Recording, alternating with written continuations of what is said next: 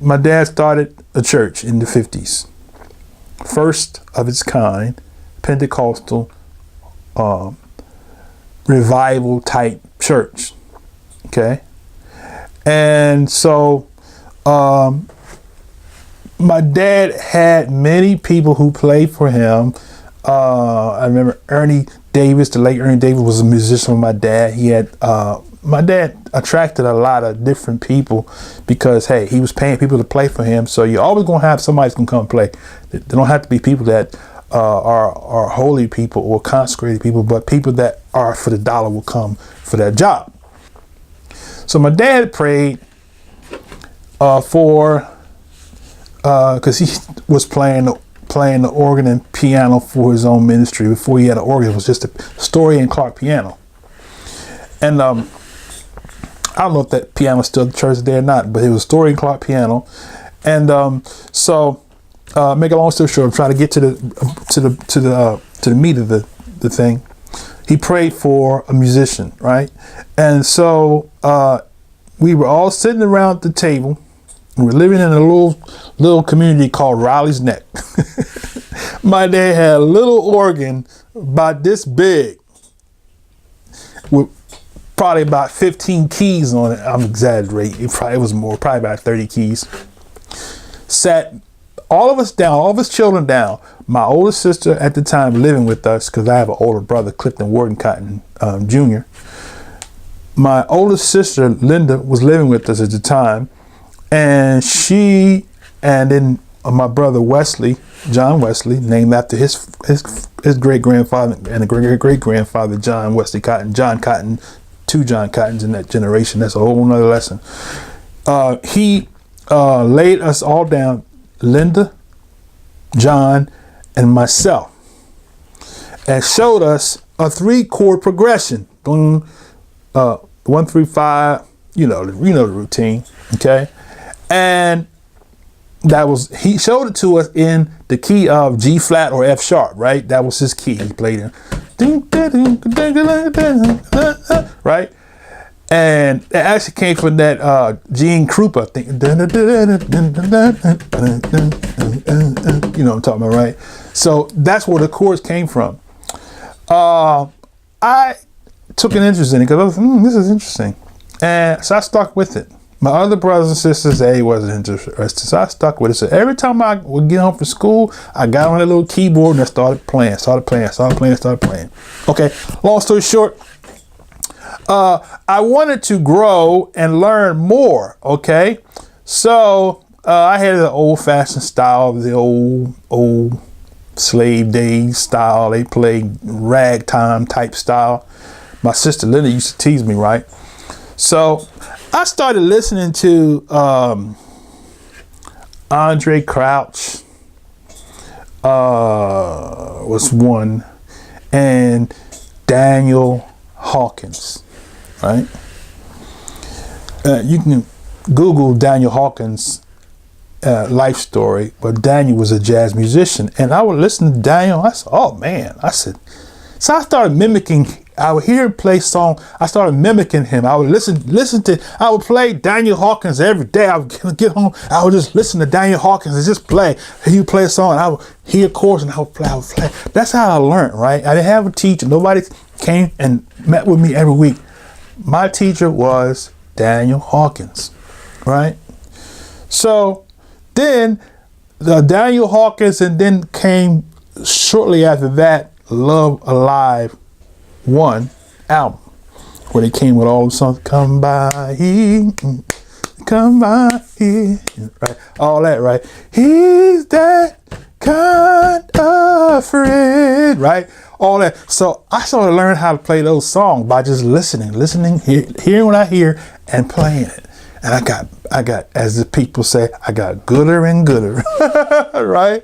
And so I got so good that my sister that used to laugh at me, now all of a sudden she's shouting or dancing off me playing. That was my inspiration. My sister was my inspiration. When I saw my sister shout and dance to me playing, that was my inspiration that I was getting good. So the more I began to play, then my dad started the church choir. I was the musician for the church choir. Now I was about ready to go to high school. I started like when I was like 9 years old, 8, 9 years old. When I got ready to go to high school, I had got good. I had developed a reputation in my county as being, as they say, a bad boy on the keyboard. So the high school teacher, Mr. Johnny Wilson, he used to call me Charlie. Charlie, I want you to come and play for the gospel choir. So I played for the gospel choir.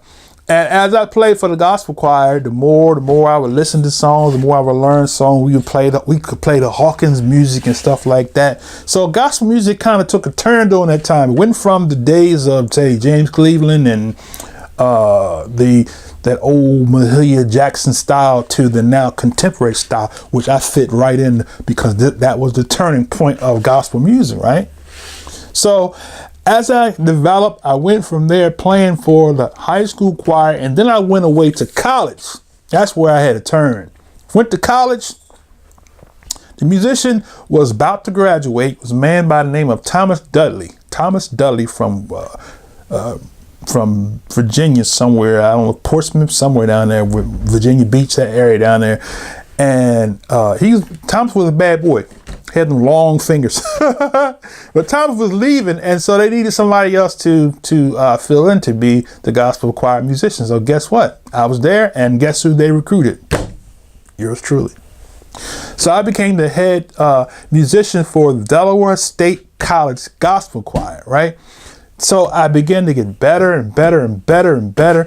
And then I went through some turmoils in school because now I was a preacher's son in college and had a lot of freedom and liberty, and I went buck wild, right? I ended up going through some challenges in my education. And then my senior year, I never went back to college. I moved to Philly, where I was born. And when I moved to Philly, I'll tell you how it happened. Here's how it happened, right? Okay. I was in Philly, and my dad had an organization he had started where he had some churches that was was a bishop over. And so they had a group called the group called Philly Praise, I think, or Philly Praise, right? So I was traveling with them, and we was going here and these different Bishop Ralph Donnie Graves, I think it was. Bishop Ralph Donnie Graves. If you know him, shout out. And so as I was developing, right, into a more of a professional choir, I started playing for people like Philly Praise. I think it was a guy named Jeff Jacobs. I think he was a founder of the Praise International, something like that. And we had a division called Philly Praise, right? So I started playing with them. Then I was introduced to Church of God in Christ. I had went to somehow or another, I don't know how I landed on the Church of God in Christ. My dad was in Church of God in Christ, and he was younger in his ministry. But somehow or another, I land somewhere at a Church of God in Christ convention. I can't remember how I got there, but I guess because I was a musician, and I know what it was. The group I was playing with, they sang at a what they call, they used to have the convocation pre-musical, and it was this choir from North Philly called Fellowship Tabernacle Choir. I mean, they had about 200 people. It was a large choir, and they could sing. And after hearing it, I was like, I said, I want to be a part of that church. That's a bad choir. I could see myself playing with them. So it was a person that was singing with them, and she was from New York, and she happened to move to Philly. Was going through. They had a play or something like that, Gospel at Colonus, and so I'm giving a whole lot of history here. So they had a play called Gospel at Colonus, and her name was Carolyn White. And Carolyn, could blow. Man, And so when I heard the choir sing with Carolyn behind them, I said, man, that's where I want to go. I had no idea who Carolyn White was. I had no idea whether she was from New York or wherever. All I knew is that wherever she sung with that choir and that choir sang and backed her up, that's where I want to be, right? So I went over there. That's how I got into the Church of God in Christ. I joined the church that Sunday night, right? The week later, the pastor came. I met the pastor after I joined the church. I joined the church because simply for one reason, that choir was bad, right? So there, I began to develop a little more. I began to learn the Church of God in Christ style, right? And so shortly after that, I had left. I met this girl who I thought was the love of my life, and she was Church of God in Christ. She was a member of Mother Oakley's church, right? Went to Mother Oakley's. We got together, and she left Mother Oakley. I left from Fellowship Tabernacle and went to another son of the Church of God in Christ, which was they called him T.A. Mason, right? Tracy Andre Mason, right? Was Second Chronicles Church of God in Christ, and I think he changed the name to Deliverance Tabernacle. And I think I was instrumental in that name change, but that's a whole another lesson. And he's somewhere in Virginia, somewhere now. Shout out to him. And so that was the beginning. And through that, I met this brother named Willie Tyrone Phillips. They call him Brother Willie. Willie could direct a choir. Boy, he could make a baby sing.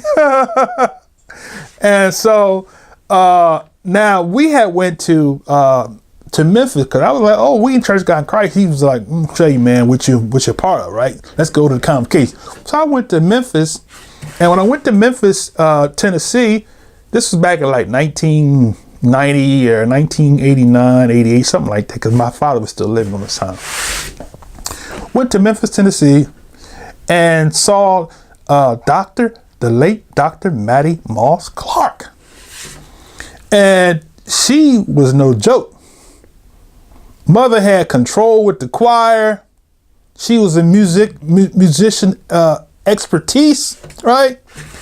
And so I immediately fell in love with Dr. Mattie Moss Clark, and I said, I want to be under her tutorship, right? So I went and introduced myself to her. You know, all the people now, I'm a nobody. So I go down there, and Willie with me, and he introduced me. This is Minister Cotton. I was minister during those days. And she looked at me and said, glad to have you on the choir. Now take your seat. That's what she said. Nice to have you in the choir. Take your seat. He was trying to put a plug in for me. He's a musician, this, that, no. And have your seat, right? So that was the beginning. So I met Dr. Mattie Moss Clark in Memphis, Tennessee in like 1988. And so I watched her and watched how she directed and watched how she had control. And I was like, this is the kind of woman I want to be under, because she's going to take me to another level with my music career, right? Because that was where I was focusing on, my music career, right? So it was 1989, the year before my father died. I was going to move to Detroit, Michigan. I had went to Detroit to Bishop Sheard, John Sheard, and I was going to move to Detroit. Dr. Mattie Moss Clark had invited me to come. She wanted him to meet me, and she wanted them to hear me because they were looking for a musician for the church. So I got on she said, I want you to play behind Pastor Sheard, and I'm going to teach you. So I got on the organ. Mama was standing right beside me, right? Every time John Sheard said something, she said, hit it. Hit it. Hit it. She was teaching me on the organ, right? So now, it's funny, right? I remember it just like it was yesterday. And so she looked at me, and she looked at my left hand, because I only played bass. I didn't play chords on those days. I was a bass player. I rumbled the bass like. She said, what's wrong with your left hand? I said, nothing wrong with left hand. She said, spread them fingers out. She said, play some chords to that left hand, right? This is what she told me. So I learned how to chord with my left hand under Dr. Mattie Moss Clark, right? So now she said, if you're gonna be my musician, you're gonna have to learn how to play my way. I said, yes, ma'am. So I learned how to play the left hand. I was tutored by Dr. Mattie Moss Clark right at, I think it was, what was the name of his church? Was it Greater Mitchell? No, Greater Mitchell. That's John. That's Drew Shear. That's his son's church. What was the church? Bishop John Shear's church called? Anyway, it'll come back to me. But and then so that particular week they had the convocation. I think it was a district convocation. I think it was a district or state. And I went to Bailey's Cathedral, or Bailey's Temple, Bailey's Cathedral, and we had the convocation there. And that was where I got my first exposure playing with the late Dr. Mattie Moss Clark. From there, I would go each year to the national convocation and playing in Memphis with the choir, and I would write songs and things of that nature. One song in particular I wrote, I don't know if they ever recorded it, but I presented it during the Song is Born. Church of God in Christ had a thing called Song is Born, where they used to do a live recording during what was called the UNAC 5 convention, the UNAC 5. Remember the UNAC 5? And so that's where I developed, right there, under Dr. Mattie Moss Clark. Then I graduated because fear took a hold of me, and I decided not to. Matter of fact, let me go back. Was it 85? It was maybe 87. Okay, I think I have to look at my historical records, but it was 1990 when I was introduced to Timothy Wright. Right, the same brother Willie Phillips Timothy Wright went to Mount Airy Church of God in Christ. Pastor was Pastor Ernie Morris. I think he's Bishop Ernie Morris now, but he was the pastor. Went over there, and Timothy Wright was singing, and he looked at me and said, I like that young man there. This is the way he said it. I like that young man there. He's got a beautiful spirit. He said, I want you to come with me and play with me. And I started traveling with Timothy Wright, playing with him. And then I developed and grew. And at that point, just before I went fully 100% into the ministry, shortly after that, that night that I met with Dr. Timothy Wright, that I missed him rather, that was the night that I went into ministry, and then my music career kind of came to a close at that point. And that's my musical history, and I want to give praise to all the people that were instrumental in inspiring me in my music career. Thomas Whitfield was definitely one. I later on came into exposure to him, and he's been a great asset to my music career, my music ministry. So that's all I got, and prayerfully you got an understanding of a little something about your brother Kazak Yah, aka Charles E. Cotton's music upbringing. Thank you for viewing it, and until the next time, shalom.